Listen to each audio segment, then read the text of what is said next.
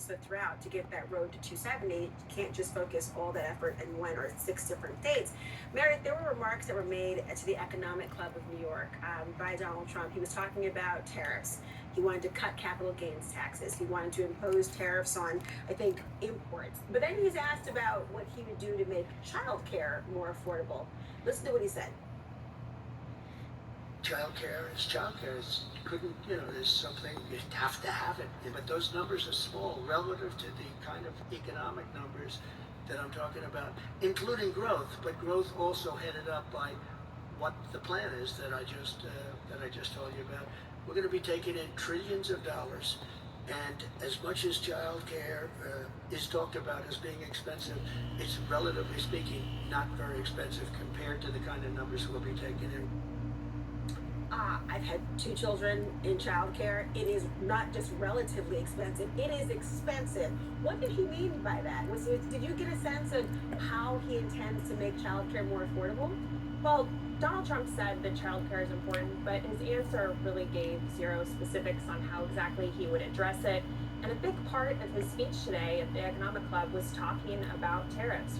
Trump has been a big fan of tariffs. His team says that it will spur domestic production, but there's a lot of criticism from economists who say this would actually fall on consumers. And he was trying to say, it seems like in this answer that these tariffs, the money that's raised from it, could somehow go towards offsetting the cost for childcare. But the woman who asked that question said she was disappointed in his answer because it was so meandering and there wasn't a clear answer to what she wanted. But you got to have that answer, Brian, on issues like this. He needs to work on that answer. I mean, it's not the first time he's heard that question. We've dealt with that question. In fact, even in 2016, childcare was a major component of the 2016 campaign and part of his administration. He clearly needs to work on that answer.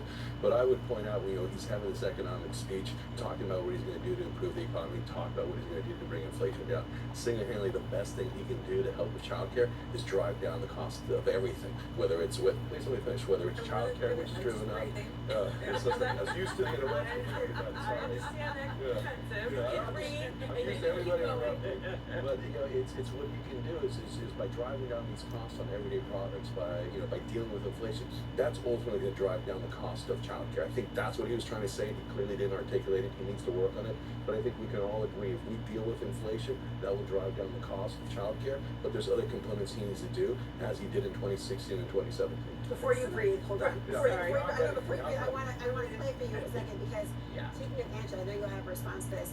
Senator J.D. Vance also spoke about the idea of child care, and one of the things he said was have grandma and grandpa help a little bit more. Look at some of the social media posts responses to this. I mean, one tweet says, "You are aware that many grandparents can't afford to retire. What episode of Leave It to Beaver are you living in?" Another one said, "Need health care? Call in the grandparent. Problem solved. My parents, when I sent a text on a Friday, meme of Obi-Wan Kenobi, of course, the text, it's a trick. Send no reply." This can't be the reaction. Well, it was from the Senator reaction. Vance and Trump. Well, and the other part of what he also said was that, maybe we need to be looking at some of the regulations about, the people who are providing the child care. Go and sell that to parents. Maybe, certainly you probably don't need a master's degree, but I don't think parents are going to buy the idea that you want someone with lower qualifications taking care of your children. And to Brian's credit, they need a better answer. Here's the other reason, though. It's part of the modern post-COVID economy. So much of what Donald Trump talks about is not only devoid from reality, it is devoid from the reality of the American economy now. Even people who do stay home need childcare. We learned that in dramatic ways during COVID when we saw kids walking through, Zoom calls. So it's not just a care economy issue. It is actually an economic issue where you have some families where one person's working just to pay for childcare.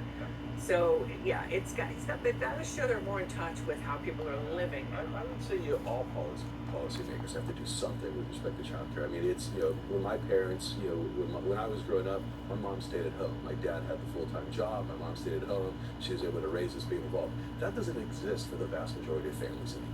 Here in DC, we're lucky enough to make a decent living. I still needed to get childcare, and it's expensive. And let me tell you something: the most important thing about childcare is finding that right person. That when you leave the house, you don't have to stress. The vast majority of people can find qualified people for childcare. We've had unfortunate luck over the years, but we've had bad childcare, we've had great childcare, and it's a huge burden when you don't have good childcare, and it's even bigger burden when you can't afford it. And these are real stresses to families that we need to resolve. And it's not just the Republican Party; it's all parties need to figure out how to drive down the costs that didn't exist, that the high cost of everything that didn't exist 4 years ago. Meredith, we're talking a lot about, I mean, we hear about the term economy, and I think people mostly think about things like tariffs or thinking about, our global economy and beyond. Most Americans are thinking about their personal budget and pocketbooks. And yes, I still say pocketbook as opposed to purse and a pocketbook. And I'm wondering, Meredith, when you think about how both campaigns are addressing the personal economy versus the more global and Federal Reserve aspects of it, how do you bridge the gap? Well, I think what voters want to hear is these candidates coming to them and being personable and understanding where they're coming at and understanding the stresses that Americans are facing every day. And while we've seen improvements in the economy, when people are going to the grocery store, they're still feeling the stress when they're in the checkout line, their budgets are crunched. And so when they hear candidates talk about, Trump talking about tariffs or, Harris talking about her tax plan or whatever, they really need to bring it home and remember that for these people, they want to understand how this is going to help them when they're at the checkout line. That's the fundamental question. Everyone, thank you so much. And hey, thank you.